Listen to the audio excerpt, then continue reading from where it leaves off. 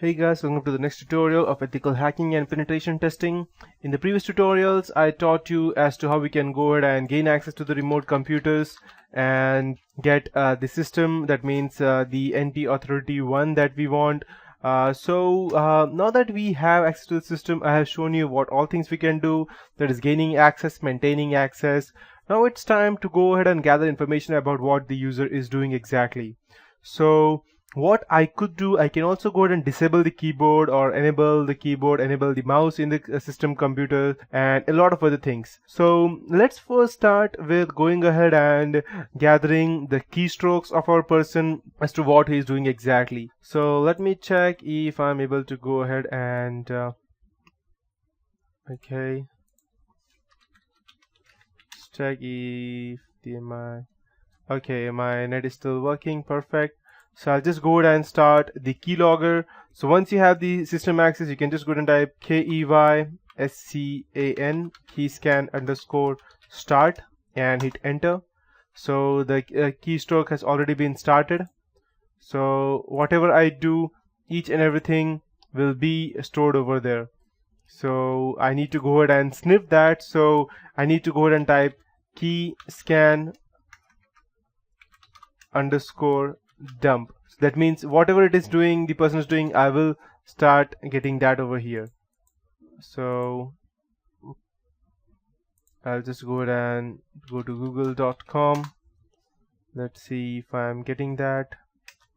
As you can see, whatever I pressed over here, I'm getting all of these things. I pressed GOO and then down and return. Or if I go ahead and close this, open, and if I go ahead and type google.com and hit enter, and if I go over here and if I go and try to dump, I should get that I typed Google down and then return. That means the enter button. Now let's say I want to go ahead and gain access to my Gmail account. So I won't be actually accessing my Gmail account. I'll just type, let's say, skyfall.abc@gmail.com, and I'll just go ahead and type tab, and I'll go ahead and use my password, any random password. Let's say I am root.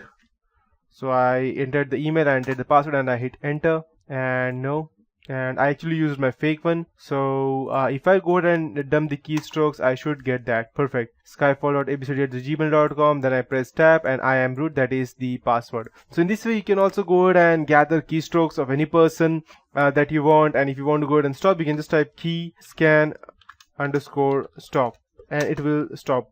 The key sniffer will be stopped. If you and for example, for some reason you are not the system, you are just a local administrator, and you're not able to go ahead and bypass the UAC, because sometimes the person's antivirus is far more powerful and it does not allow you to bypass that, then you can still go ahead and view what the person is doing rather than gaining a remote desktop session. You can just go ahead and type over here such as screenshot, and whatever the person does, it will be stored over here in the SET. So as you can see, this is the page of over here. This is exactly the same. If I go ahead and, let's say for example, I open my task manager, and if I go ahead and type the screenshot again, another screenshot should be saved over here. It's this one. Okay, perfect. As you can see, the screenshot is saved. Let's just close this thing, and I'll delete this.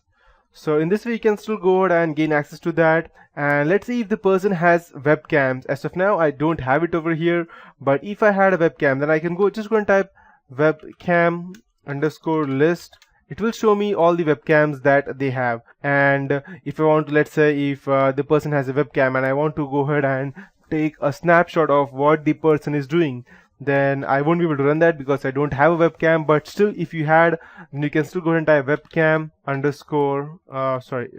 snap, and it will take a picture of what the person is doing. If you want to go ahead and get a live session as to what exactly the person is saying, that means he won't be able to hear you out, he or she, they won't be able to hear you out, but you can still see what the person is doing. You can still hear what they are doing. Then you can type webcam_stream and -h And by doing this, it will go ahead and take you to the specified webcam, and -h would be the number of webcam that you get over here. When you type webcam underscore list, it will be either 1 or 2 or whatever you get. And if you want to go ahead and chat to the person directly, then you can type webcam underscore chat, and a chat session will directly be started. Or if you just want to record the voice of the person, you can still go ahead and type record underscore mic hyphen h. H again would be the number of the mic that you have found, and you can just go ahead and it will be saved over here again, and everything will be done. Now this is far enough, but if you want to go ahead and everything is done, you just want to clear all your records, then you need to go ahead and clear the event records. So for that, you need to go ahead and type clearev, clear ev. It will clear all the event records. That means whatever you did from the starting, that means gaining access to the system, modifying or making any changes, and then getting back. So after this, you need to go ahead and after you have cleared the event records, go ahead and delete the fake user that you have created, and again go ahead and clear the event record so that there won't even be an event record that you deleted the event records previously. And one fine thing that I'd like to show you would be to go ahead and disable the user interface of the person. This is just for fun. If you want to do it, is like UICTL, not only for fun. If you want to go ahead and just mess around with the person, you can just go ahead and type, and you can see that you can go ahead and enable or disable the keyboard or mouse. So I'll just go ahead and see my mouse is working right now, and I'll just go ahead and disable the mouse. And disabling mouse, so if I go over here, as you can see, my mouse is not working. Doesn't matter what I click, my mouse is not working. I'll just go ahead and enable that, and my mouse is enabled again. Perfect. And let's say, for example, if I'm writing something,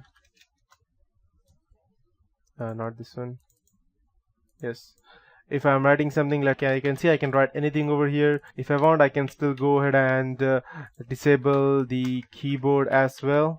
So this is not just the keyboard, any USB that is attached, may it be a pen drive or anything else, the person will not be able to access that as well. So I'll just go ahead and enable that once more. Perfect. Okay, and that is it for this tutorial, and I'd also like to go ahead and teach you one last thing before I go ahead and end this tutorial. That would be to go ahead and create a keylogger. So I'll just go ahead and end this session right now. You can just go ahead and upload the keylogger by creating that. And one last thing that I'd like to teach you would be, if you want to go ahead and download something from over here, let's say I'll go ahead and save this, and I want to go ahead and copy some files from this PC to my own computer. I can still do that. Let me check where I am exactly. I'm still in the desktop, so I can just go ahead and type download, and what is the name of the file? Let me check. It was ABC. So I'll just type, let me check. I don't remember exactly as to how I did it previously. So you can just go ahead and type download, let's say C/users / I'll just go ahead and type, copy it over here. And I want to copy the abc.txt. Okay, I think I would be needing a single quote right now. Parse error, let me check. Okay, I believe sorry, I just did not complete the quote. As you can see, the file has been downloaded, and I have the file over here. Perfect. This is an awesome file. So, and this is an awesome tutorial as well. So yeah, and I'll be closing this session, and I'll be deleting this both as well, and this and this, and I'll be showing you as to how we can go ahead and finally I'll teach you how we can go ahead and create a Python script. And you need to go ahead and create this Python script over here in Windows. Go ahead and install the Python from over here, Python Windows 7, and you can download it from over here, the 2. And I would recommend downloading the 2.7 version, because I need you to download other files as well. After you have downloaded the Python from over here, the 2.7.9 version, you need to also download the PyHook and PyWin32, and so you can just download. Just go ahead and type.